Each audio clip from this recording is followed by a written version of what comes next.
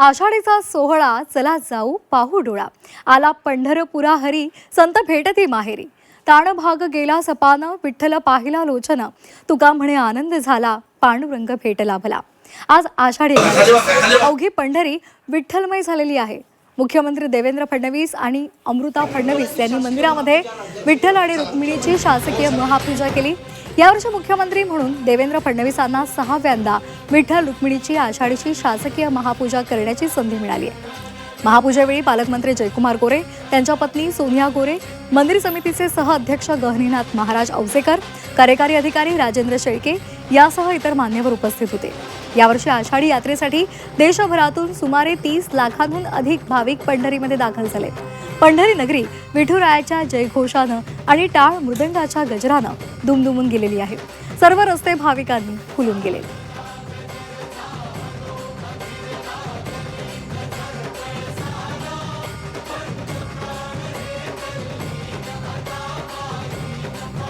राज्याच्या जनतेचा प्रतिनिधी म्हणून ही पूजा करण्याची संधी मला माझ्या पत्नीला या ठिकाणी मिळाली आणि मला असं वाटतं की आपल्या महाराष्ट्राचे आराध्य दैवत असलेले पांडुरंग हे सर्वसामान्याचं दैवत आहे.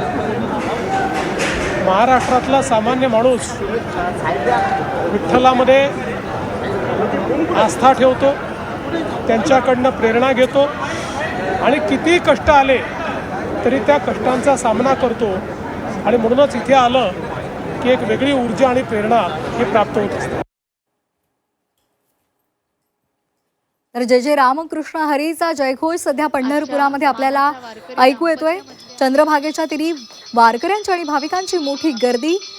विठ्ठलाचं रूप, सावळं रूप डोळ्यामध्ये साठवून घेण्यासाठी आसुसलेले वारकरी विठुरायाच्या पदस्पर्शानं पावन होत आहेत, त्याच्या चरणी आपलं मस्तक ठेवत आहेत. या संदर्भात अधिक माहितीसाठी आपण जाणार आहोत आमचे प्रतिनिधी प्रताप नाईक यांच्याकडे.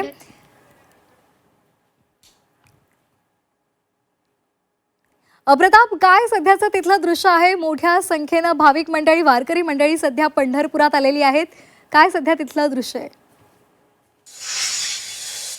आपण पाहतो की मुख्यमंत्री असतील किंवा आपण पाहतो की वारकरी जे मानाचे आहेत त्यांच्या हस्ते महापूजा झाल्यानंतर आपण पाहतो की खऱ्या अर्थानं विठ्ठलाच्या दर्शनासाठी अक्षरशः झुंबड उडाली अशा प्रकारची दृश्य विठ्ठलाच्या मंदिरात पाहायला मिळते. तर दुसरीकडे आपण पाहतोय की विठ्ठलाची या ठिकाणी दर्शन करण्या अगोदर आपण पाहतो की चंद्रभागेच्या तीरावर झालेली गर्दी पाहिल्यानंतर चंद्रभागाचं तीर जो आहे तो वारकऱ्यांनी कसं फुलून गेले हे दिसून येते.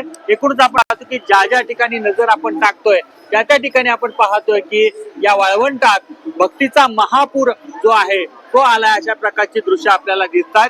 एकूणच आपण पाहतोय की या पंढरी नगरीत जवळपास 35 लाखाहून अधिक भक्त जे आहेत ते आलेत अशा प्रकारचा दावा प्रशासनाच्या वतीने करण्यात आलेला आहे.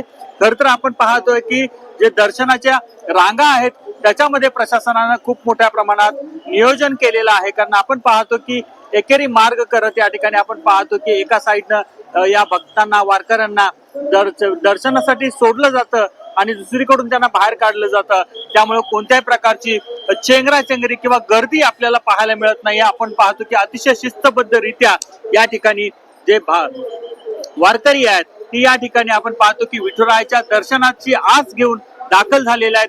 खर तर आपण पाहतोय की मोठ्या प्रमाणात जे वारकरी आहेत ते आपण पाहतोय की हजारो किलोमीटर या ठिकाणी आपण पाहतो की पाय तुडवत या ठिकाणी दाखल झालेले आहेत आणि एकूणच आपण पाहतो की त्यांच्या मनामध्ये एकच आस आहे की विठुरायाचं दर्शन घ्यायचं. कारण आपण पाहतोय की मोठ्या संख्येनं दरवर्षी आषाढीच्या निमित्तानं या पंढरी नगरीत वारकरी येत असतात आणि तशाच प्रकारची दृश्य आपल्याला या ठिकाणी पाहायला मिळत आहेत.